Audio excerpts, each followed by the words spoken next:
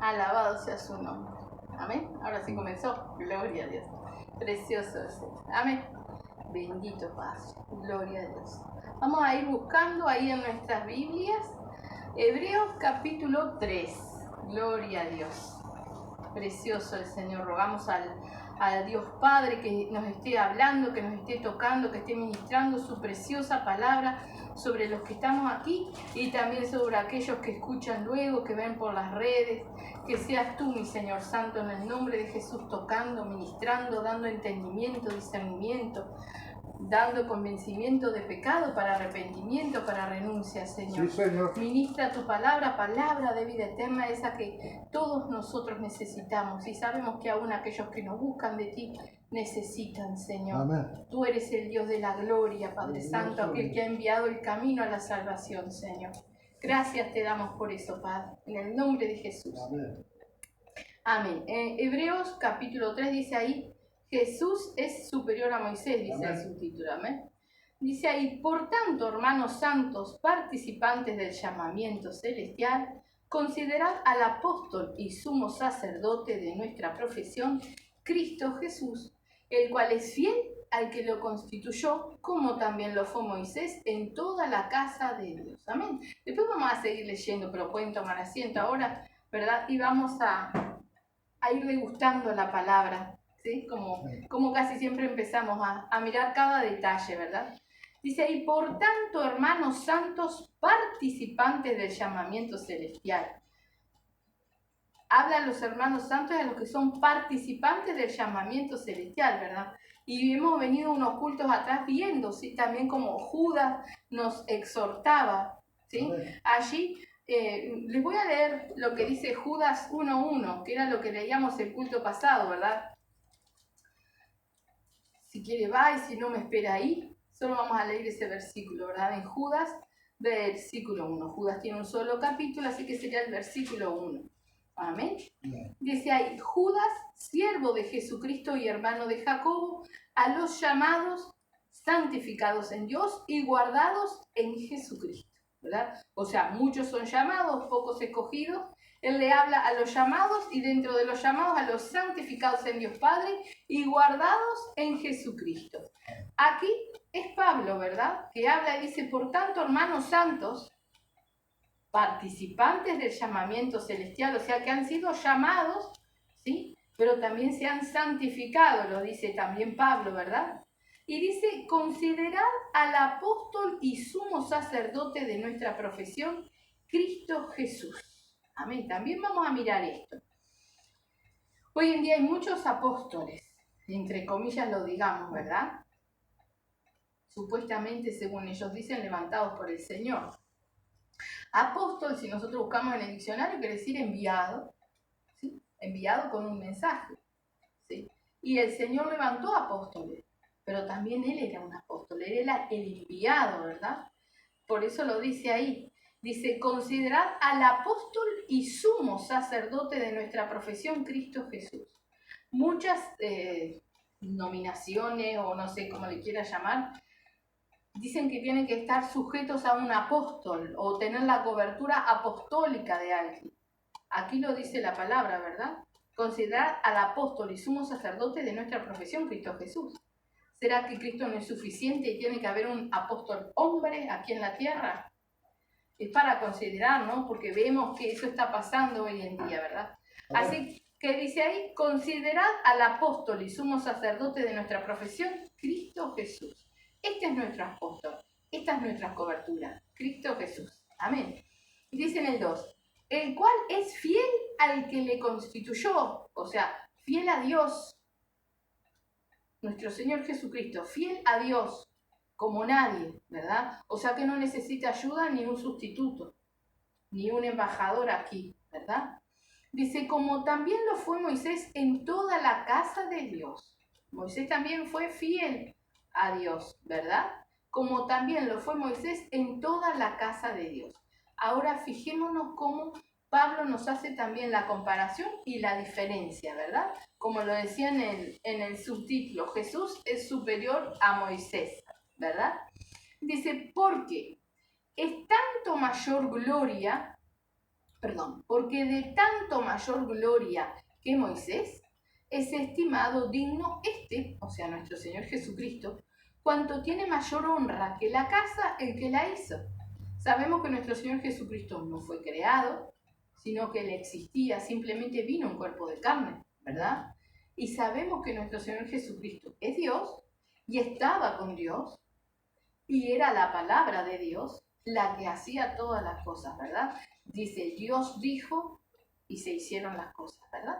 Entonces, por eso mismo dice ahí, de tanto mayor gloria que Moisés es estimado digno cuanto tiene mayor honra que la casa el que la hizo, ¿verdad? Porque si uno va a admirar una casa, dice, qué hermosa casa.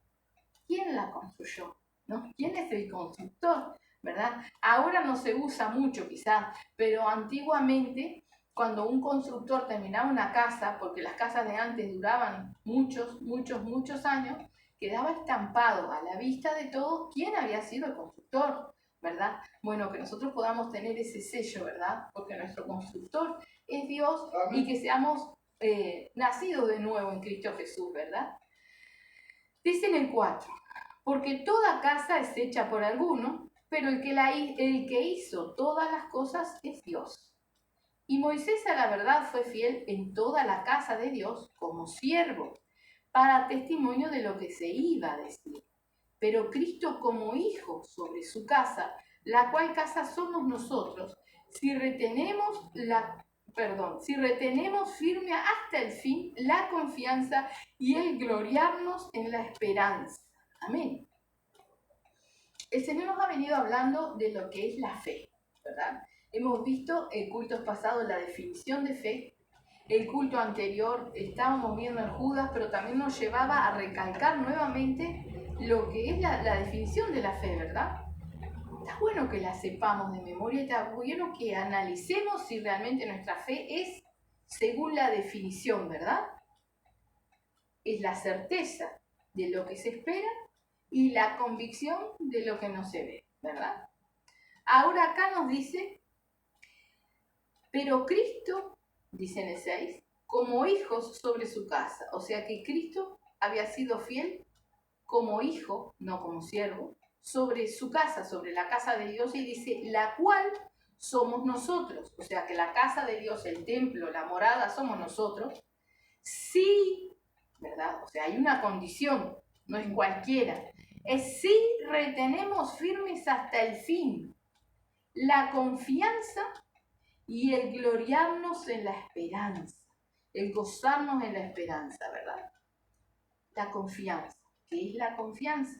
Entonces nos vamos al diccionario y la confianza dice esperanza firme que se tiene de alguien o algo.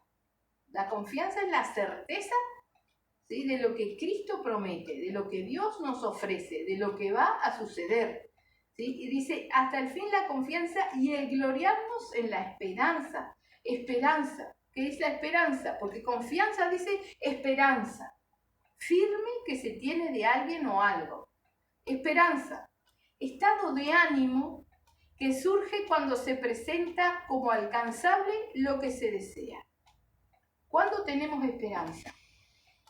Cuando tenemos esa fe cierta de que lo que Dios promete es, ¿verdad? Muchas personas la sentimos decir, Cristo viene. Ahora, si todos sabemos que para estar con Cristo, para ser arrebatados o para ser hallados dignos de estar en la presencia de Dios el día del juicio final, todo aquel que conoce la palabra conoce lo que debe de hacer, lo que no debe de hacer, de lo que debe de despojarse, ¿verdad? Vemos que muchos dicen Cristo viene, pero realmente no lo creen, porque con sus mismos hechos lo manifiestan. Si realmente lo creyeran, si realmente creyeran a Dios, lo que Dios nos está hablando del cielo, del infierno, de la paga del pecado, de lo que nos toca, creo que lo más lógico sería abocarse a cumplir la palabra y a vivir la palabra del Señor. No en vano el Señor llama insensato a todo aquel que no es obediente, que no hace la voluntad del Señor, ¿verdad? Por eso dice, sí, retenemos firmes hasta el fin la confianza y el gloriarnos o gozarnos en la esperanza.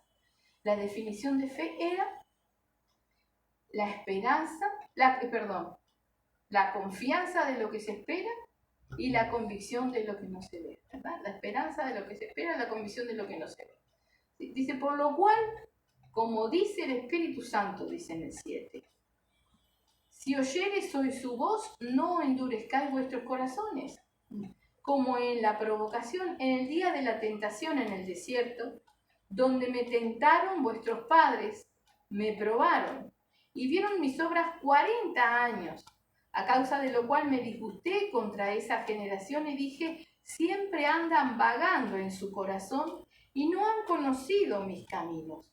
Por tanto juré en mi ira, no entrarán en mi reposo. Y si el Señor nos está hablando de fe, ¿por qué nos habla también de un reposo, verdad?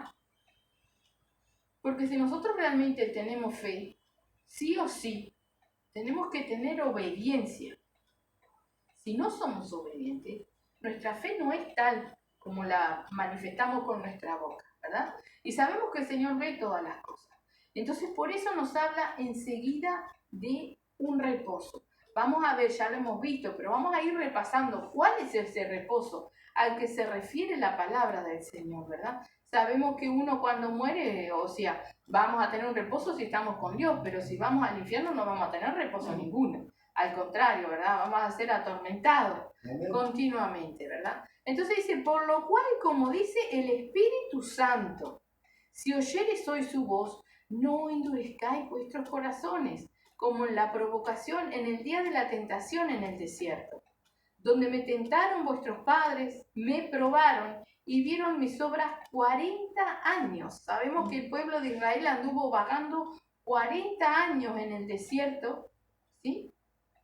Por su desobediencia, por su falta de fe, por su incredulidad, porque ellos querían volver a tener las cosas de antes, ¿sí? Las cosas materiales. Dice, a causa de lo cual, dice en el 10, me disgusté contra esa generación. Y dije, siempre andan vagando en su corazón y no han conocido mis caminos, por tanto juré en mi ira, no entrarán en mi reposo.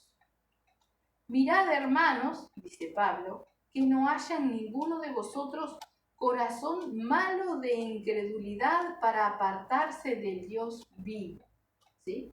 Corazón malo de incredulidad.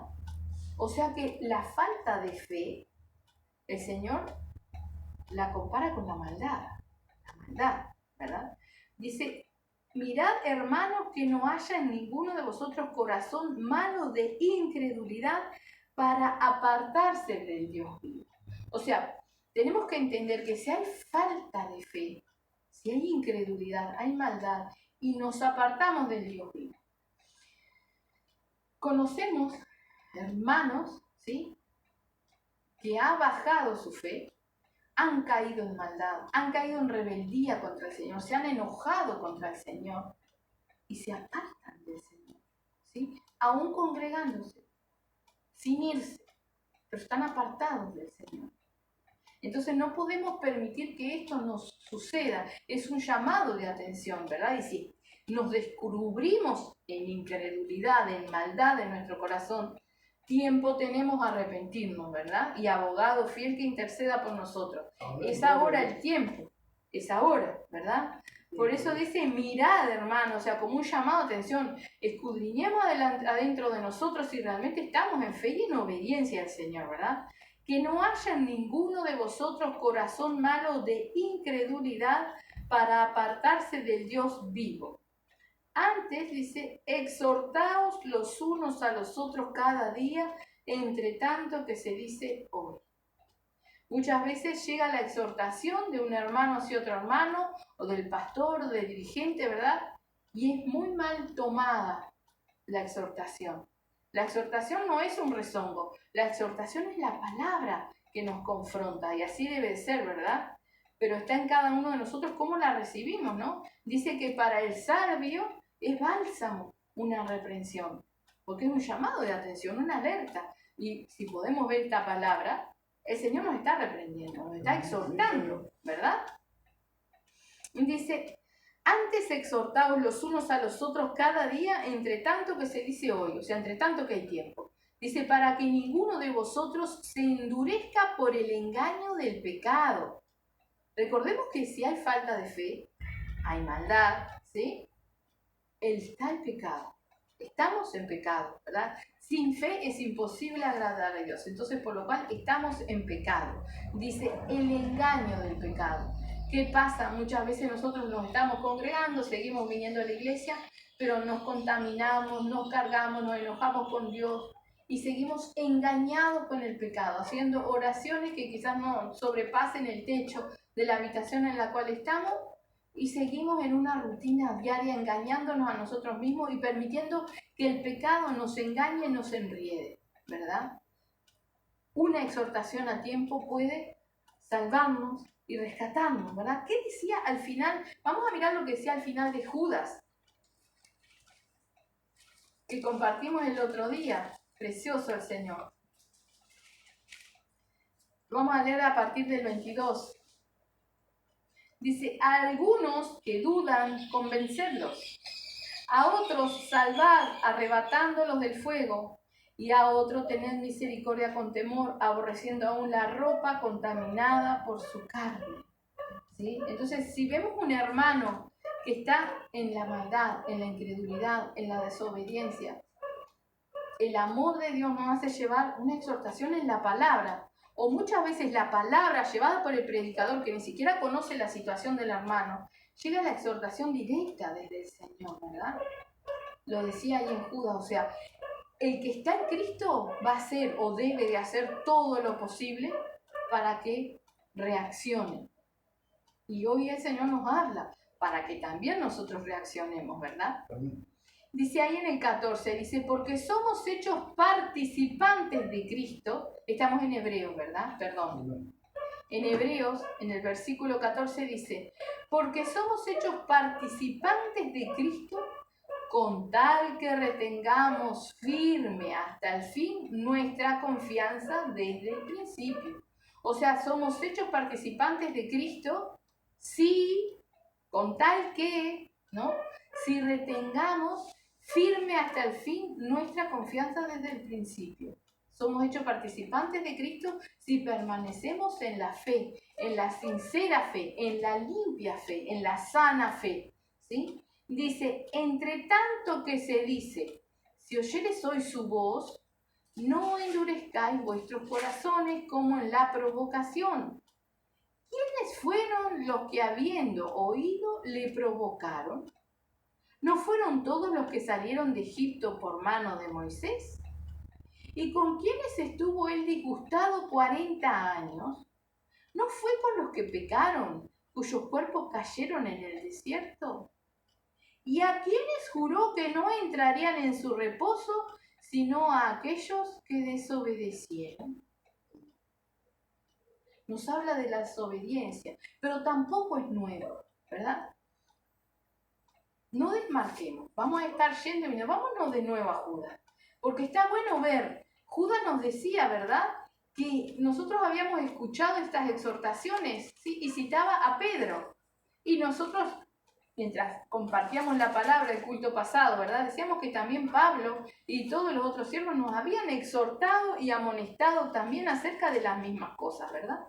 Ahora acabamos de leer en el versículo 3:16 de Hebreos y en adelante, ¿verdad?, el enojo del Señor. Habíamos leído también, ¿verdad?, más de una vez cuando dice, no endurezcáis vuestros corazones como en la provocación en el día de la tentación en el desierto. Ahora vamos a mirar lo que dice Judas ahí en el 5, versículo 5. Dice ahí, mas quiero recordaros, ya que una vez lo habéis sabido, que el Señor, habiendo salvado al pueblo sacándolo de Egipto, después destruyó a los que no creyeron. ¿Verdad? O sea, ¿a quiénes destruyó el Señor? A los que no creían realmente, a los que no tenían fe. Y como dice la palabra, la fe sin obras es muerta. ¿Por qué? ¿Y a qué obras se refiere? ¿Sí? A los frutos, a las obras dignas de arrepentimiento. O sea que uno hace obras o muestra el arrepentimiento, la fe, el creer en lo que Dios nos dice. Fíjese ahí en el versículo 18. Dice ahí, vamos a leer del 17. Dice, pero vosotros, amados, tened memoria de las palabras que antes fueron dichas por los apóstoles de nuestro Señor Jesucristo. Los que os decían, acá nos dice, o sea que recordemos las palabras que antes ya nos habían dicho. En el postrer tiempo habrá burladores que andarán según sus malvados deseos. Esto nos está citando a Pedro, ¿verdad?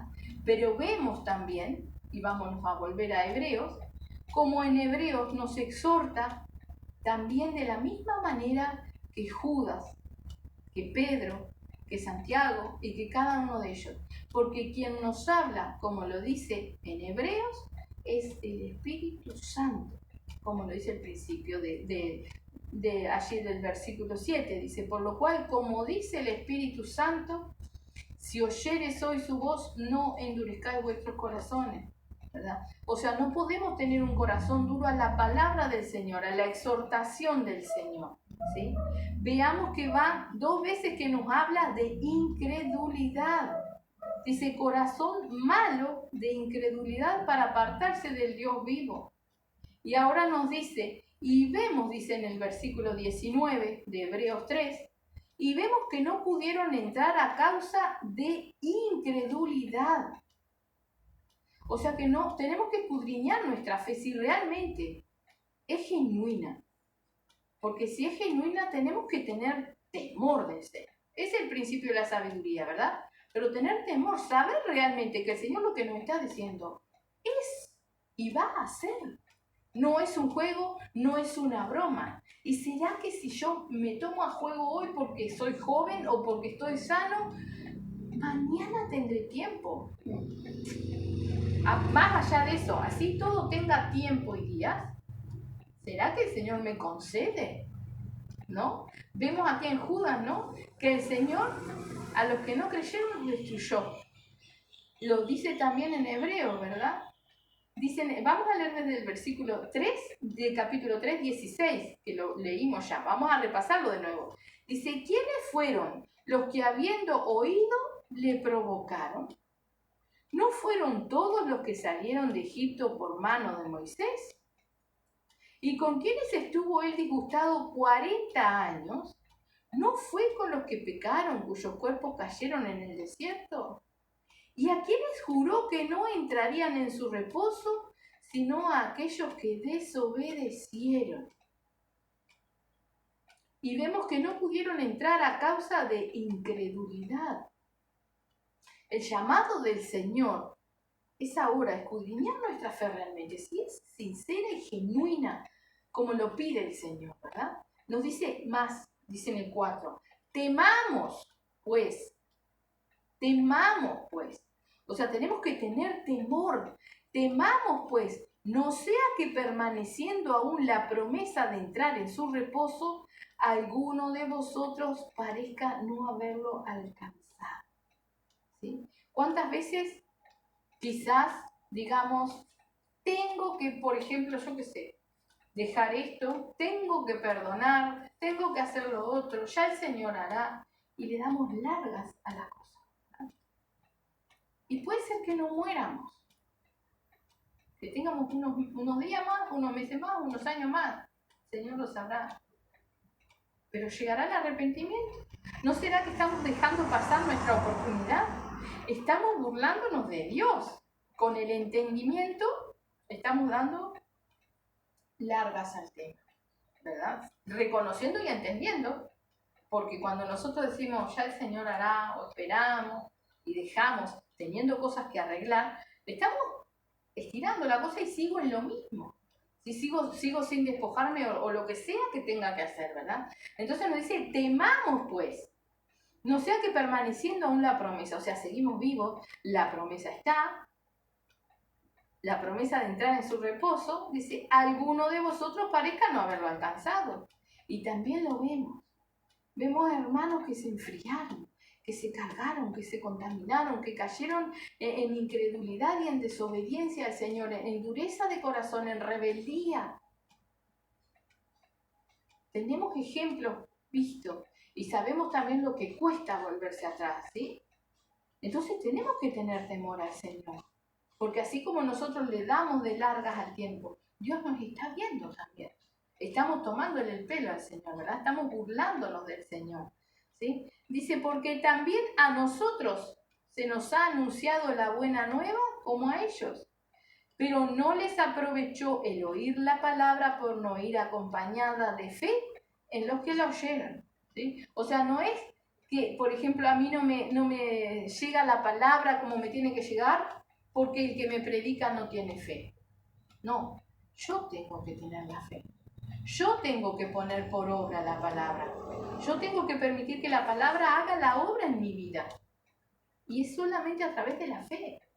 Creyendo realmente, creyendo en Dios y creyéndole a Dios, que nos exhorta, que nos reprende, que nos llama la atención a través de la palabra, a través de los hombres que plasmaron la palabra, a través de los hermanos que nos predican, a través de que cada vez que yo abro la palabra de Dios, a través de los pensamientos, porque muchas veces el Señor nos trae pasajes, nos trae entendimiento. El Señor nos ama, nos tiene una paciencia tan grande y nosotros muchas veces le vamos dando largas para después sí, cuando sí.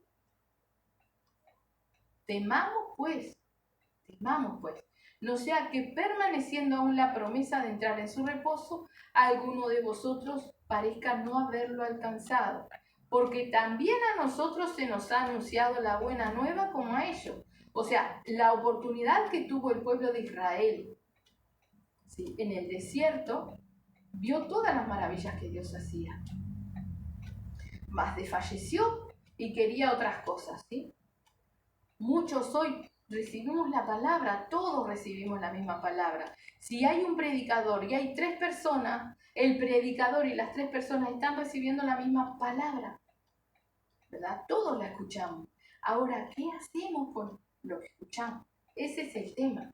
¿Cuál es nuestra fe? ¿Sí? ¿Cómo procesamos la palabra? ¿Creemos realmente o la escuchamos y nos vamos a seguir con nuestra vida jugando a que le somos fieles al Señor, jugando a que somos obedientes al Señor? Porque el Señor sabe si es real nuestra fe o es un juego. El Señor sabe si yo salgo de acá meditando en lo que se habló y poniéndolo en oración para que el Señor me confronte y me haga ver mis errores. O si sabe si salí de acá, qué lindo, me siento bien, me voy yo qué sé, a pasear, a tomar unos mates, a tirarme en el sillón, a mirar la novela y a seguir mi día hasta que venga el próximo culto. No es así, no es así, ¿verdad?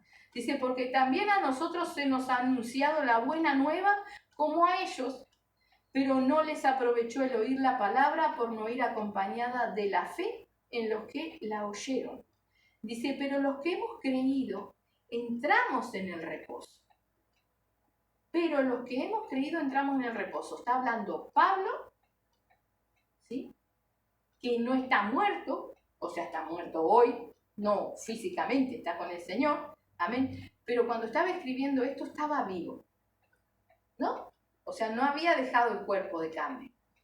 Dice, pero los que hemos creído entramos en el reposo. Entonces, el reposo al que el Señor se refiere aquí es ahora, es en vida, es antes de partir, ¿no?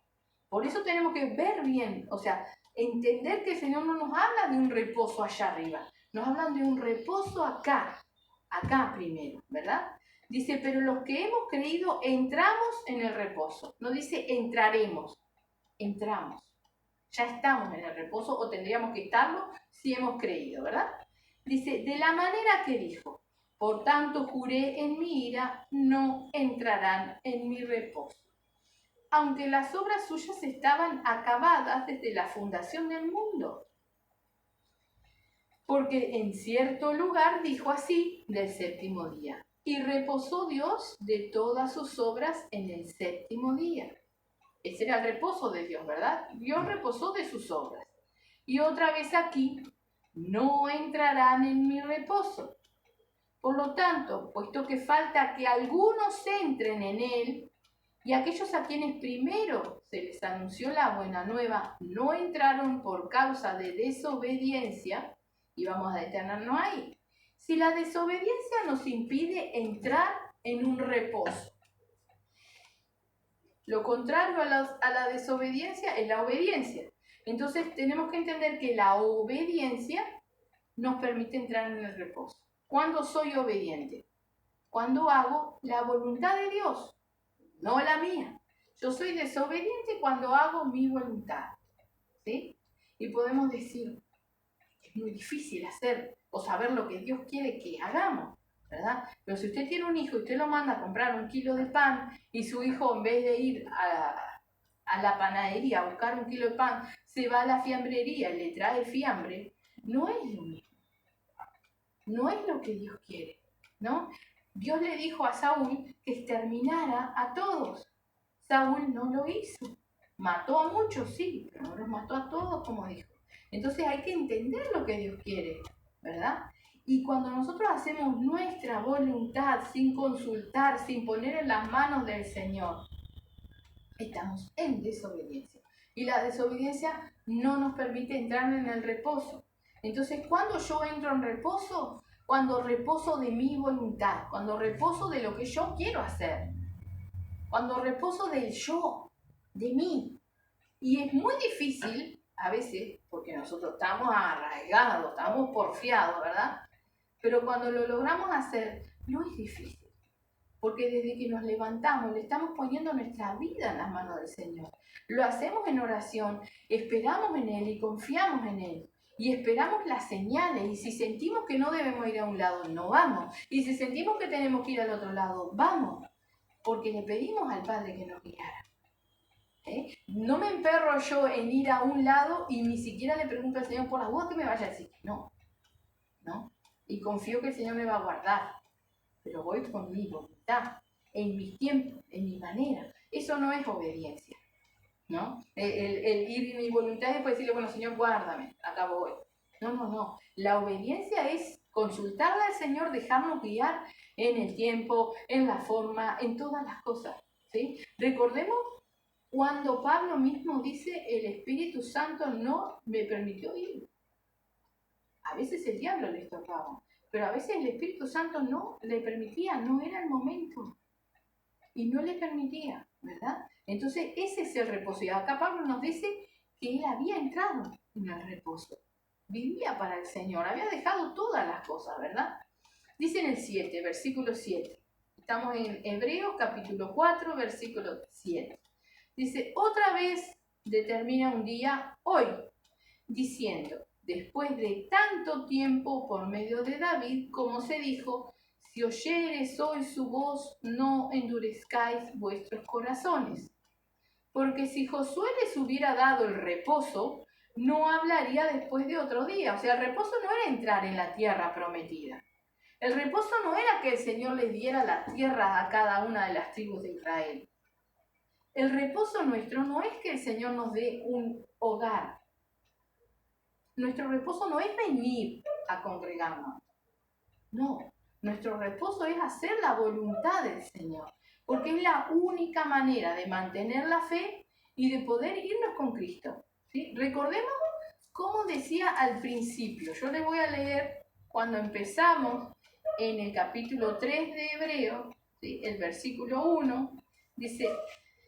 Por tanto, hermanos santos, participantes del llamamiento celestial, ¿sí? Nos habla a los santos participantes del llamamiento celestial. Si nosotros seguimos en nuestra voluntad, no estamos haciendo caso al llamado. Sí hemos sido llamados, pero no le estamos haciendo caso, ¿verdad? Usted puede salir allá afuera, hay 11 gurises jugando a la pelota allá afuera. Usted sale y los llama a los 11, pero capaz vienen 2, o ninguno, o uno solo. Usted llamó a todos. Vengan a tomar agua. No quiero.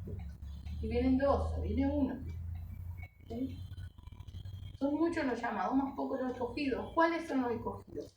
¿Cuáles son estos que dice acá? participantes del llamamiento celestial, los que hacen la voluntad del Señor, los que escuchan. Y si nosotros tenemos un corazón endurecido, nuestros oídos están tapados a la palabra del Señor. La palabra no llega a nosotros con eficacia, ¿verdad? Por eso dice, porque si Josué les hubiera dado el reposo, estamos en el versículo 8, capítulo 4, versículo 8 de Hebreos. Porque si Josué les hubiera dado el reposo, no hablaría después de otro día. Por tanto, queda un reposo para el pueblo de Dios. Porque el que ha entrado en su reposo, y aquí lo dice claramente, y el que no lo quiere entender no lo entiende, también ha reposado de sus obras como Dios de las suyas. ¿Sí? Dios creó todas las cosas y reposó. ¿Sí? Lo dice, ¿no? Lo leímos hace poquito rato. Lo voy a leer. Es Hebreos capítulo 4, versículo 4.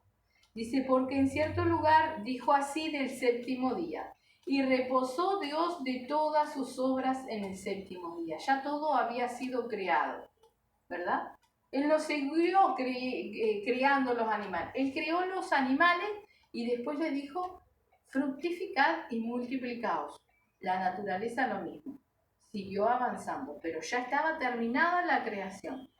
Él reposó, dice, y reposó Dios de todas sus obras en el séptimo día. Reposó, ya estaba todo. Ahora, usted no se cansó todavía de todo lo que hizo en sus 30, 40, 50 años ahí en el mundo. Hicimos y deshicimos. ¿No fue horrible? No nos cansamos, todavía queremos seguir haciendo. Seguimos en la porfiadera de querer decidir, de querer tomar nosotros las decisiones en nuestra vida. No nos cansamos todavía, seguimos como el pueblo de Israel. Fue a Egipto por los alimentos. ¿Sí? Luego fueron tomados prisioneros. Tuvieron años ahí. Cuando el Señor los libera, ¿qué querían? La papa, la cebolla, lo que tenían allá. Nosotros no nos cansamos todavía de todo lo que hicimos y deshicimos. Seguimos queriendo decidir y añoramos las cosas del mundo. Miramos para atrás. Pero tengamos cuidado, no seamos como la mujer de Lot, que por mirar para atrás quedemos como estatuas de sal, porque una estatua de sal no se mueve, queda ahí, queda estancada. Y así podemos ver a muchos hermanos, tristemente, que han quedado, siguen viniendo, orando, ayunando, leyendo la palabra, pero están estancados, no se mueven, no avanzan. Fueron transformados en estatuas de sal, por desobediencia, por rebeldía, porque no tuvieron fe al escuchar la palabra. ¿Verdad? Entonces tomemos hoy este llamado de atención, como nos dice y nos repite y nos repite y nos vuelve a repetir. Si oyeres hoy su voz, no endurezcáis vuestros corazones. No miremos a quien nos habla, a quien nos predica. Miremos al Señor que nos dice eso. Amén.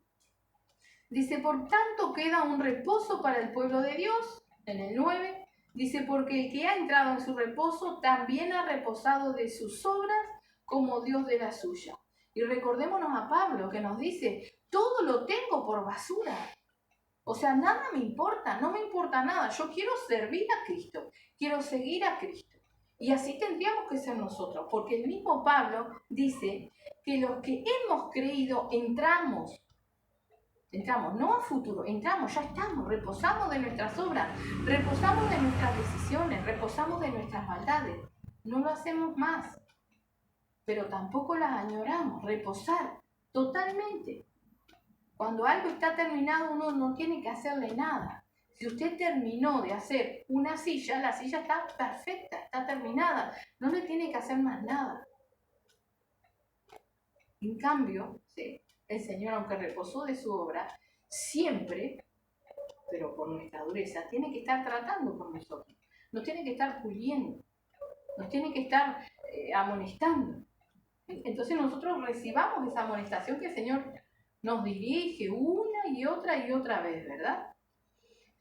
Dice en el 11, procuremos pues entrar en aquel reposo para que ninguno caiga en semejante ejemplo de desobediencia. ¿verdad? Recordemos que la palabra de Dios en el Nuevo Testamento nos dice, ¿verdad? Que todo lo que sucedió en el Viejo Testamento es para testimonio, para ejemplo nuestro, de lo que se hace, de lo que no se hace, de cómo Dios reacciona, de cómo Dios es, de las consecuencias. Todo ha quedado para nosotros como ejemplo, ¿verdad? Entonces dice, procuremos entrar en aquel reposo para que ninguno caiga en semejante ejemplo de desobediencia, ¿verdad? El pueblo de Israel ha quedado plasmado en la palabra del Señor la desobediencia, como ejemplo para nosotros, ¿sí? Entonces dice, procuremos entrar en aquel reposo para que ninguno caiga en semejante ejemplo de desobediencia. Y no en vano nos sigue, y el versículo 12 que lo conocemos y que a veces, aunque es larguito, lo decimos de arriba para abajo y de abajo para arriba, y lo entendemos, o pensamos que lo entendemos. Versículo 12, Hebreos capítulo 4, versículo 12. Porque la palabra de Dios es viva y eficaz y más cortante que toda espada de dos filos, y penetra hasta partir el alma y el espíritu, las coyunturas y los tuétanos, y discierne los pensamientos y las intenciones del corazón. ¿Qué agregarle? Temamos pues, prestemos atención. Dice, porque la palabra de Dios es viva y eficaz. A ver, Dios dijo que se separara la luz de las tinieblas y se hizo. Dios dijo que se pusieron las estrellas en el cielo y se pusieron y fueron ordenadas. El mar, la arena, la tierra, las plantas, los animales, todo lo dijo y se hizo. Dice, porque la palabra de Dios es viva y eficaz. Y no nos queda duda de que la palabra de Dios es viva y eficaz y poderosa. Y dice, y más cortante que toda espada de dos filos. Y penetra hasta partir el alma y el espíritu, las coyunturas y los tuétanos, y discierne los pensamientos y las intenciones del corazón. O sea que, a ver, cuando el Señor nos confronta con la palabra, dice acá que la palabra, esto, discierne los pensamientos y las intenciones del corazón. Entonces, ¿no será de sabio el llevarme todo lo que se habló hoy a oración delante del Señor? Decirle, por favor, Señor, cachetéame, muéstrame la realidad. Ayúdame a ver qué hay o qué no hay, qué me falta, cómo estoy. ¿Será que estoy endurecido por el engaño del pecado? ¿Será que estoy engañado, Señor? Yo me quiero ir contigo. ¿Será de sabios poner todo esto en oración? Ciertamente lo es, porque acá lo dice, la palabra, esta palabra, que es de la boca del Señor, es inspirada por el Espíritu Santo, escrita por hombres, sí, pero hombres de Dios, inspirada por el Espíritu Santo, dice que discierne los pensamientos y las intenciones del corazón. Entonces, ¿nos habla el Señor? Claro que nos habla a cada uno de los que queramos escuchar. Pero más allá de eso, dice, la palabra de Dios es viva y eficaz. Y dice, y más cortante que toda espada de dos filos. Penetra hasta partir el alma y el espíritu. Nosotros no vemos el alma, no vemos el espíritu. Podríamos decir, bueno, eso no lo vemos, no lo entendemos, lo vamos a anular. No, a ver. El Señor viene por nuestras almas. ¿Qué es nuestra alma? ¿Qué es el alma? Porque podemos decir, ¿qué es el alma? No la vemos. ¿Qué es lo que quiere el Señor? Nos está diciendo qué hay en el alma. ¿Qué hay en nuestra alma? Nuestras voluntades. Nos está diciendo que entremos en el reposo. Nuestra alma tiene que estar preparada para el Señor. ¿Cómo nuestra alma está preparada para el Señor? Cuando nosotros hemos reposado de nuestras decisiones, de nuestras obras. Cuando nuestra alma se ha limpiado, estamos preparados para el Señor. En el alma está nuestro ser, ¿no? El yo soy, el yo quiero. Entonces, cuando mi alma está preparada para el Señor, cuando lo único que yo digo es, yo quiero ser salva, yo quiero conocerte, Señor, yo quiero estar en tu presencia, yo quiero estar ahí arriba, yo quiero ver tu gloria. esa alma, si realmente así lo siente, está preparada. ¿Por qué dice más cortante que toda espada de dos filos y penetra hasta partir el alma y el espíritu? ¿No? Yo tengo una hoja, yo parto, ¿verdad? Voy a partir esta hoja. Tengo un pedazo acá y el otro acá, no están juntos. Los separa, los parte, los separa, ¿verdad? ¿Para qué? Para que nuestro espíritu sea quien guíe y gobierne. No somos nosotros llamados a ser seres espirituales, pero en cambio somos espirituales cuando nos conviene o cuando estamos en la presencia del Señor, pero después le damos rienda suelta a nuestros deseos y nuestras cosas que queremos, porque total, Dios nos va a bendecir, somos hijos de Dios. No. Es todo sí nos santificamos, sí permanecemos en la confianza del llamamiento, si permanecemos en Cristo. Sí, hay una condición. Hay una condición. De los botijas que están jugando al fútbol y usted llamó, el que va a tomar agua es el que vino, no los que se quedaron. Entonces el que va a ser salvo es el que viene a Cristo. ¿Quién viene a Cristo? Aquel que realmente escucha y hace la palabra. ¿La palabra qué es? Es esto, que nos da el entendimiento y que a pesar de yo querer una cosa, hago lo que la palabra me dice. Entonces, ¿qué hace la palabra? Separa el alma del espíritu. El espíritu escucha al Espíritu Santo. Y esto es lo que yo tengo que hacer. Y el espíritu tiene que guiar. Mi alma tiene que reposar de sus deseos, de sus obras, para estar preparada para el Señor, para anhelar la presencia del Señor. Nuestras almas gimen, pero también en nuestra alma están nuestras voluntades. Entonces, como una confusión, cuando nosotros la limpiamos realmente, ella nos guía, porque ella necesita. Nuestra alma necesita, ¿no? Como dice la alabanza, mi alma tiene sed de Dios. Nuestra alma quiere. Nuestra alma es la que nos hace sentir ese vacío que nada ni nadie lo puede llenar. Esa es nuestra alma gimiendo por el Señor. ¿Cuántas veces en el mundo andamos ahí, buscábamos en amigos, en salidas, no sé, no tengo rumbo, no encuentro sentido, tengo como un vacío ahí adentro, no sé, será comida, será falta de amor, será esto, será... Es Cristo, solamente el vacío ese se llena con Cristo y esa es nuestra alma. Ese es el clamor de nuestra alma que nos pide la salvación. Muchos no le hacen caso, muchos no quieren y siguen en pos de lo que se les da la gana. Pero nosotros aquí tenemos la respuesta. Dice que la palabra de Dios es viva y eficaz y más cortante que toda espada de dos filos que penetra hasta partir el alma y el espíritu. Y dice más por si no entendemos. Dice las coyunturas y los tuétanos. Si yo agarro una espada, ¿no?, bien afilada, un sable, yo que sé, no entiendo mucho de armas, y le empiezo a cortar todas las coyunturas y los tuétanos, ¿usted se va a mover? No, queda despedazado. No se puede mover. No se puede mover, ¿no? Entonces, ¿qué es lo que hace la palabra? Hace que caminemos en pos de lo que Cristo quiere, en pos de la palabra. Pero si nosotros la tomamos, si somos obedientes, si permanecemos en fe, ella es eficaz. La cosa está en nosotros, ¿verdad? Como decía, o sea, todos escuchamos lo mismo, todos recibimos el mismo alimento espiritual.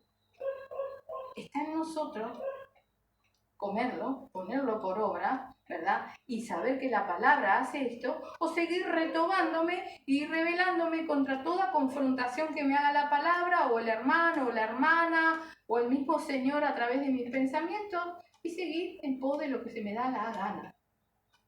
Pero el día del juicio final, ¿qué vamos a hacer? Por eso nos dice Pablo, temamos pues, temamos, reaccionemos. La palabra de Dios nos corta, dice, coyunturas y tuétanos. Usted no se mueve, no puede hacer nada. Y así tenemos que estar, ¿verdad? Y discierne los pensamientos y las intenciones del corazón. Esa es la palabra de Dios. Es más, dice, en el 13 dice, y no hay cosa creada que no sea manifiesta en su presencia, antes bien todas las cosas están desnudas y abiertas a los ojos de aquel a quien tenemos que dar cuenta. Por si no nos acordamos que tenemos que darle cuenta al Señor. Que todos los que vienen y los que no vienen van a tener que darle cuenta al Señor. Ahora, no nos creamos que porque vinimos, si nos quedamos con el vaso de agua en la mano y no lo tomamos, vamos a salir bendecidos y vamos a entrar a la gloria del Señor. No, hay que tomarse el agua, hay que tomarse el medicamento, hay que tomar la palabra. No es linda, no. Dice que mi palabra, dice el Señor, es como clavos hincados. Yo no viví el tiempo de esas penitencias, pero mi madre siempre me contaba que les desgranaban el maíz y les hacían arrodillarse arriba y los dejaban ahí, arrodillados arriba del maíz, de los granos de maíz. Y los granos de maíz muchas veces tienen puntitas que pinchan, que penetran, pero tenían que quedarse quietitos, ahí arrodillados. Y el Señor dice, mi palabra debe ser predicada como clavos hincados. O sea, se clavó un clavo una vez. Es bravo, ¿no? Pero así tiene que ser predicada la palabra, porque así es la palabra. La palabra no es para acariciar, la palabra es para confrontar. La palabra es comparada, dice, con una espada más afilada, dice, más cortante que toda espada de dos filos. Una espada muy afilada. No es comparado con una pluma, con una almohada, con un algodón, no, con una espada de doble filo, afilada, que corta, que rompe. Porque tenemos que lograr entrar en este reposo y tenemos que entender que el Señor nos sigue exhortando. Mientras hay tiempo, el Señor nos sigue hablando, ¿verdad? Pero no le demos de lado a las cosas, no endurezcamos el corazón, no nos tapemos los oídos. Porque está todo hecho. Sabemos, ¿sí?, que ahí en nuestra alma, que están nuestras voluntades, están también nuestros sentimientos, nuestros pensamientos, nuestros deseos, ¿sí? Y muchas veces eso nos juega en contra, ¿verdad? Entonces, pero yo siento... No.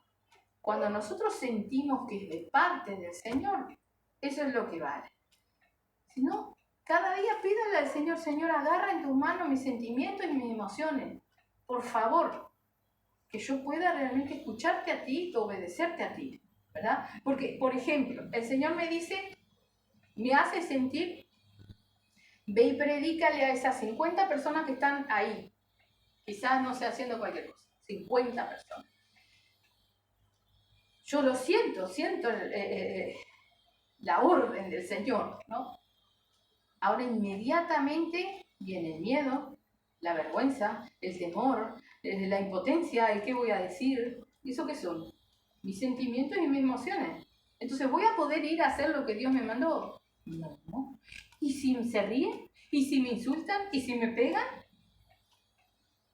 No, esos son mis sentimientos y mis emociones jugando en contra, ¿verdad? Entonces, cuando nosotros realmente le pedimos al Señor que Él tome en sus manos nuestros sentimientos y nuestras emociones, para poder entender lo que Él nos dice e ir, porque los sentimientos y las emociones siempre nos juegan en contra, son nuestros, no de Él. Entonces nosotros tenemos que ser nuevas criaturas y disponer de estas cosas que están en nosotros, reposando de ellas y poniéndolas en las manos del Señor para que podamos realmente servirlo. Porque lo dice ahí en el 13, dice, no hay cosa creada que no sea manifiesta en su presencia. Todo Él lo sabe, lo ve. Antes bien, dice, todas las cosas están desnudas y abiertas a los ojos de aquel a quien tenemos que dar cuenta. Dios lo ve todo. Y lamentablemente hay personas que dicen, no puedo, Dios lo sabe, Dios ve todas las cosas. Claro que Dios ve todas las cosas. ¿Qué está viendo el Señor? Que me estoy excusando en mí, en mis cosas, no me estoy tomando de que no tengo fe, que no le creo, ¿verdad? Entonces lo fundamental es eso, que nosotros podamos escudriñar nuestra fe. Nuestra fe se adapta a la definición de fe que leímos en Hebreos 11. ¿Se adapta realmente a esa fe? ¿Esa es la fe que yo tengo? ¿Esa es la fe que está permaneciendo en mí o menguó, se apagó, se enfrió, se contaminó? Porque recordemos que el Señor recién nos dio a entender Que si no tengo fe, hay maldad, desobediencia, que no le agrado. Todo eso nos va enseñando el Señor, ¿verdad? Yo simplemente lo voy a leer de nuevo. La definición de fe está en Hebreos 11, versículo 1. Y después la fe, la certeza de lo que se espera y la convicción de lo que no se ve. Yo puedo decir que estoy convencido del mundo espiritual que me rodea y tener certeza de que Cristo viene. Pero no lo estoy esperando si no estoy preparado. No lo estoy esperando. Porque acá dice la certeza de lo que se espera. O sea, es cierto que Cristo viene. Ahora, si yo no estoy preparado, ¿qué estoy esperando? ¿El infierno? Porque Cristo va a venir, ¿verdad? Entonces, pensemos bien en la definición de fe, pensemos si realmente nosotros tenemos esta fe cierta, ¿verdad? Y bueno, oremos y pidámosle al Señor que nos dé el entendimiento de todo lo que nos está hablando hoy, que nos confronte realmente con nosotros mismos, que nos ayude a ver si nuestro corazón está endurecido, si nuestros oídos se han tapado, si ha venido incredulidad a nuestra vida, si hay maldad realmente, si nos estamos apartando o ya nos hemos apartado de Él, ¿verdad? Porque mientras se dice hoy, hay tiempo, ya estamos vivos y el Señor nos está hablando, la palabra está llegando. Y si la palabra está llegando, como lo dice en Hebreos 4:12, ella es viva y eficaz. Entonces, si nosotros la tomamos, ella va a hacer la obra en nuestra vida. Amén. Vamos a hacer una oración entonces, ¿sí? Bendito Padre Celestial, te damos las gracias, mi Señor. Gracias, Padre Santo, Padre amado, Dios de la gloria, por tu preciosa palabra, por cada exhortación, por tu amor y tu misericordia, Padre.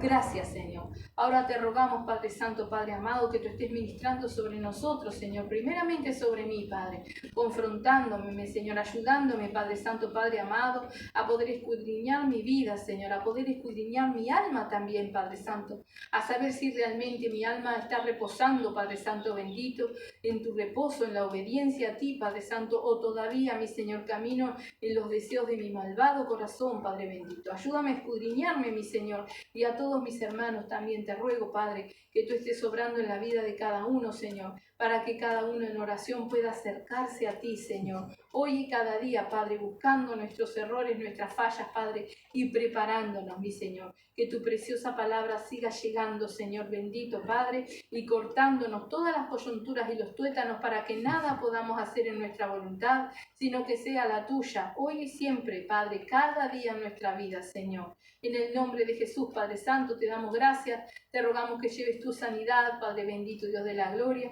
a todos nuestros hermanos, mi Señor, que la necesitan, Padre. Que estés tú supliendo las necesidades, mi Señor, de aquellos que son perseguidos por causa de tu nombre. Dale fuerzas nuevas para seguir, mi Señor, hasta esa corona de vida eterna, Padre, en el nombre de Jesús. Y te rogamos también por aquellos hermanos, Señor, que están en grandes pruebas, luchas, Señor, por aquellos que están en lugares donde hay hambrunas, catástrofes, guerras, Señor. Dale fuerzas nuevas para seguir, Padre Santo. Y también libera a este pueblo que está, mi Señor, en una aparente tranquilidad, para que llegue un despertar y un avivamiento, Señor, en oración hacia ti, Padre. En el nombre de Jesús, Padre Santo, gracias te damos, Señor. Amén y amén.